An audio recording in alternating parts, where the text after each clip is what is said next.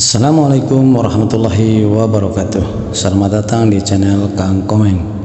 Pada kesempatan kali ini Kang Komeng akan membacakan cerita yang datang dari Anton di Bandung yang mengalami kisah nyata ini. Cerita berjudul Pesugihan Daging Manusia, Rahasia Lezat Warung Makan Kang Dadang. Kalau kalian suka dengan cerita-cerita horor dan misteri, segera tekan tombol subscribe dan lonceng notifikasinya, karena Kang Komeng akan membawakan cerita-cerita horor dan misteri yang tentunya menghibur dan menegangkan. Kalau sudah, yuk kita ke ceritanya. Di sebuah terminal yang menghubungkan kota Bandung dan daerah lain di Pulau Jawa, terdapat warung makan sederhana yang ramai dikunjungi. Warung ini tampak biasa saja. Dari luar terlihat meja kayu panjang dan beberapa bangku serta spanduk yang sudah mulai pudar bertuliskan Warung Kang Dadang, masakan lezat, harga bersahabat. Namun yang membuat warung ini aneh adalah meskipun jauh dari terminal, selalu ada pelanggan yang datang. Truk-truk besar, motor para pekerja malam, supir bus malam, hingga mobil-mobil mewah sering terlihat parkir di depan warung itu. Kang Dadang adalah pria berusia 50-an tahun. Tubuhnya agak gemuk, berkumis tebal dan selalu ramah kepada pelanggan. Sementara istrinya Bu Lastri adalah wanita dengan wajah datar dan dingin. Jarang berbicara, tetapi tangannya cekatan dalam menyiapkan makanan. Setiap pelanggan yang datang selalu diperlakukan dengan baik, disajikan makanan dalam waktu cepat. Dan entah kenapa setelah makanan mereka selalu kembali lagi, seakan warung ini memiliki daya tarik tersendiri. Namun suatu hal yang aneh, warung ini tidak pernah terlihat menerima pasokan bahan makanan dari luar. Tidak ada tukang sayur ataupun pedagang daging yang datang. Semua bahan selalu tersedia, seolah tidak pernah habis. Anton menceritakan suatu malam saat melewati terminal, ia melihat warung Kang Dadang yang masih buka. Karena lapar dan lelah, ia memutuskan untuk singgah. Saat masuk ke dalam warung, Anton disambut dengan aroma masakan yang begitu luar biasa lezat. Ia memesan nasi goreng dan segelas teh hangat. Saat makanan disajikan, ia langsung menyuapnya dan merasakan kenikmatan luar biasa. Namun, ada sesuatu yang membuatnya tidak nyaman. Di sudut warung, ia melihat ada pintu kecil menuju dapur. Sekilas, ia melihat sesuatu yang membuatnya bergidik. Bayangan besar seperti sosok manusia, tapi dengan gerakan aneh, berjalan tertatih ke arah dapur. Saat ia menoleh lagi, bayangan itu sudah hilang. Setelah makan, Anton mencoba mengobrol dengan beberapa pelanggan lain. Salah satu pelanggan seorang supir bus malam bernama Kang Darmo. Kang Darmo berbisik pelan kepadanya, "Nak, kalau kau pertama kali makan di sini, jangan coba bertanya tentang soal makanan atau dapur mereka.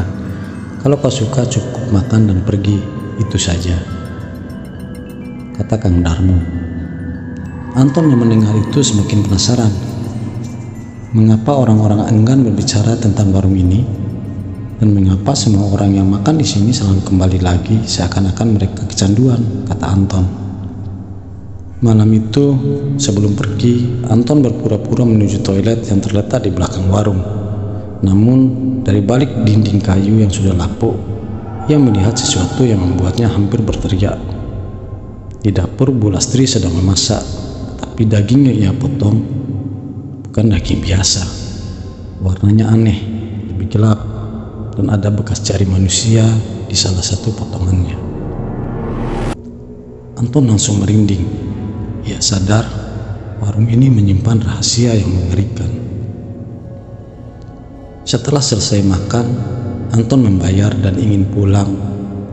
Di saat ia mencoba meninggalkan tempat itu dengan tenang, tiba-tiba Kang Dadang berdiri di belakangnya, lalu mengatakan, "Mau kemana, Nak?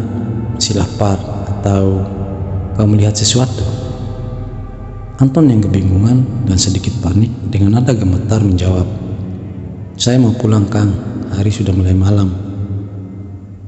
Setelah itu, di jalan pulang, Anton mulai menyadari ada yang tidak beres dengan warung Kang Dadang. Setelah melihat sesuatu yang mencurigakan di dapur, ia kini harus bersikap seolah-olah tidak tahu apa-apa. Namun semakin ia mencoba mengabaikan, semakin banyak keanehan yang terjadi di kepalanya. Besoknya, dengan rasa penasarannya, Anton memutuskan untuk kembali makan di sana, sembari ia ingin menyelidiki lebih dalam. Dan akhirnya, dia menemukan sesuatu yang lebih mengerikan dari yang ia bayangkan sebelumnya. Anton menahan napas saat kedua kalinya Kang Dadang berdiri di belakangnya. Suaranya berat dan terdengar sedikit curiga. "Mau kemana, nak? Masih lapar ya? Atau kau melihat sesuatu?" Anton kaget. Anton berusaha tenang. Dengan senyum dipaksakan, ia menjawab, "Enggak, Kang. Saya cuma mau ke toilet. Makanan di sini enak banget. Besok-besok saya pasti kembali lagi." Kang Dadang menatapnya lama, lalu tersenyum lebar. Bagus. Kalau begitu, hati-hati di jalan pulang nantinya ya." Setelah selesai dari toilet, Anton segera berjalan keluar dengan langkah normal. Tapi begitu sampai di motornya, ia langsung menyalakan mesin dan melaju secepat mungkin. Udara malam terasa lebih dingin dari biasanya, dan bayangan aneh di kepalanya sepanjang jalan seolah nampak nyata. Namun, ketika ia melihat ke belakang lewat kaca spion, Anton melihat sesuatu yang membuatnya merinding. Di depan warung, tepat di belakang Kang Dadang, ada sosok tinggi besar berwarna hitam pekat. Mata merahnya menyala. Anton pun dengan ketakutan menangis dan menarik gas motornya melaju dengan kencang. 3 hari setelah kejadian, Anton masih belum bisa melupakan kejadian itu. Ia mencoba mencari informasi tentang warung itu di internet, tetapi tidak menemukan apa-apa. Warung Kang Dadang seolah tidak pernah terdokumentasi. Tidak ada ulasan, tidak ada foto, bahkan tidak ada yang menyebutkannya di media sosial. Rasa penasarannya makin menjadi. Akhirnya Anton pergi ke bengkel langganannya, tempat para sopir sering berkumpul. Di sana, ia bertemu lagi dengan Pak Darmo, sopir truk yang kemarin ia temui di warung. "Pak, saya mau tanya soal warung Kang Dadang. Udah lama ya warung itu di situ?" Pak Darmo tiba-tiba terdiam. Wajahnya yang tadi santai berubah tegang. Ia mendekat lalu berbisik, "Kau sebaiknya lupakan warung itu, nak. Jangan pernah ke sana lagi." Anton semakin penasaran. Ia mencoba menggali lebih dalam. "Kenapa, Pak? Saya lihat makanan di sana memang enak, tapi ada yang aneh loh." Pak Darmo menarik napas panjang-panjang. "Dengar, aku sudah makan di warung itu lebih dari 5 tahun. Awalnya biasa saja, tapi semakin lama aku merasa berbeda. Aku sering mimpi buruk, tubuhku semakin lemah, dan aku selalu ingin kembali makan di sana. Seperti ada yang menarikku ke sana," kata Pak Darmo. Anton merinding. Apa mungkin warung itu menggunakan sesuatu untuk membuat pelanggan kecanduan? Saat mereka berbicara, seorang sopir tiba-tiba pingsan. Tubuhnya pucat dan bibirnya membiru. Orang-orang langsung panik, mencoba membangunkannya. "Dia makan di warung itu tadi malam," salah satu orang berseru. Anton semakin yakin ada sesuatu yang salah dengan makanan di warung itu.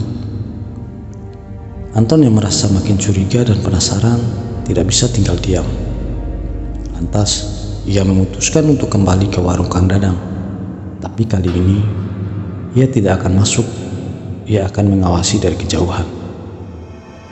Dengan mengenakan jaket hitam dan penutup wajah dengan masker, ia bersembunyi di balik mobil-mobil yang parkir dekat warung. Dari kejauhan, ia melihat warung masih ramai seperti biasa. Namun, ada satu hal yang membuatnya merinding. Beberapa pelanggan makan dengan ekspresi kosong seperti orang yang sedang kerasukan. Mereka makan dengan lahap, tetapi tatapan mereka kosong seperti sedang dikendalikan oleh sesuatu, gumam Anton. Tiba-tiba pintu dapur terbuka. Bu Lastri keluar sambil membawa sebaskom daging mentah. Anton mencoba melihat lebih jelas, dan saat itulah ia menyadari sesuatu yang mengerikan. Daging itu masih memiliki potongan kuku manusia, kata Anton. Anton hampir saja berteriak, tetapi ia segera menutup mulutnya. Oh, jadi ini rahasianya, pikir Anton. Mereka tidak hanya menjual makanan biasa, mereka menjual daging manusia. Saat Anton bersiap ingin pergi, tiba-tiba ia merasakan sesuatu di belakangnya. Ia merasakan suara napas berat terdengar di telinganya. Ketika Anton menoleh, ia melihat sosok tinggi hitam dengan mata merah menyala berdiri persis di belakangnya. Kau sudah terlalu banyak tahu. Anton mencoba ingin lari, tapi tubuhnya terasa kaku. Ia sadar, ia telah ditemukan oleh makhluk itu. Anton tidak bisa bergerak. Sosok hitam itu berdiri tepat di depannya. Matanya yang merah menyala menusuk ke dalam jiwanya. Napasnya berat, terdengar seperti desiran ular. Kau sudah terlalu banyak tahu. Kau harus menjadi bagian dari kami, kata makhluk itu. Tiba-tiba, tangan kasar mencengkeram pundaknya. Anton berusaha teriak, tetapi suaranya tercekat. Dalam hitungan detik, semuanya gelap. Anton tidak menyadarkan diri. Setelah itu, Anton tersadar. Ia sudah berada di dalam dapur warung. Tubuhnya diikat di kursi, dan di sekelilingnya ada beberapa orang, termasuk Kang Dadang dan Bu Lastri. Kang Dadang tersenyum dengan lebar. Lalu ia mengatakan, "Anak muda, kau seharusnya tidak ikut campur, tapi sekarang kau sudah di sini. Jadi, apakah mau ikut menikmati berkah ini atau menjadi bagian dari hidangan kami?" Anton merinding. Ia melihat ke sekeliling dapur. Ada banyak daging yang tergantung di sana, dan semuanya bukan daging biasa. Beberapa potongan masih memiliki bekas tato, kuku, bahkan jari-jari yang belum dipotong sempurna. Bu Lastri mendekat dengan sebilah pisau tajam di tangannya. "Jangan khawatir, ini tidak akan sakit lama kok.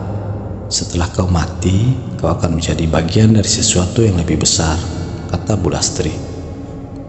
Anton semakin panik. Ia berusaha meronta, tetapi ikatannya terlalu kuat. Ia tahu, jika ia tidak melakukan sesuatu sekarang, ini akan menjadi malam terakhir baginya. Saat Bu Lastri mengikat pisau, tiba-tiba terdengar suara gaduh dari luar. Pintu warung ditabrak. Pintu warung diobrak. Pintu warung didobrak oleh beberapa orang bersenjata. Anton terkejut melihat siapa mereka. Ternyata Pak Darmo dan beberapa supir yang sebelumnya makan di warung ini. "Tangkap mereka. Ini bukan warung biasa. Ini tempat pembantaian," teriak Pak Darmo. Ternyata setelah insiden di bengkel kemarin, Pak Darmo diam-diam menghubungi beberapa orang yang curiga dengan warung ini. Malam itu mereka nekat datang untuk membongkar rahasia kelam Kang Dadang. Kang Dadang menggeram marah. "Kalian tidak akan menghentikan kami." Tiba-tiba warung itu bergetar hebat. Dari dapur, sosok hitam bermata merah muncul kembali. Kali ini ia tampak lebih besar, lebih menyeramkan, dan lebih menakutkan. Para supir ketakutan, tetapi mereka sudah bersiap. Salah satu dari mereka mengeluarkan sesuatu dari kantongnya, segenggam garam dan air doa. "Jika kau dari dunia lain, kembalilah ke tempat asalmu." Ia menyiramkan air doa ke arah makhluk itu. Jeritan mengerikan terdengar dan makhluk itu mulai menghilang. Bu Lastri berteriak panik, tubuhnya jatuh dan pingsan. Kang Dadang mencoba lari, tetapi para supir langsung menangkapnya. Anton yang masih terikat segera dibebaskan. Tangannya gemetar, tetapi ia tahu malam ini akhirnya ia selamat. Setelah kejadian, warung Kang Dadang dirobohkan. Bangunannya sudah rata dengan tanah, tetapi tidak ada yang berani membangun usaha di situ. Beberapa hari kemudian, berita tentang warung itu menyebar luas. Polisi menemukan puluhan sisa tubuh manusia yang telah diolah menjadi makanan di sekitar warung itu. Diduga para korban adalah orang-orang yang selama ini menghilang misterius, atau mereka yang tidak memiliki keluarga. Kang Dadang akhirnya ditangkap dan dihukum seumur hidup. Namun, satu hal yang masih menjadi misteri, kemana perginya sosok hitam itu? Apakah ia telah hilang untuk selamanya?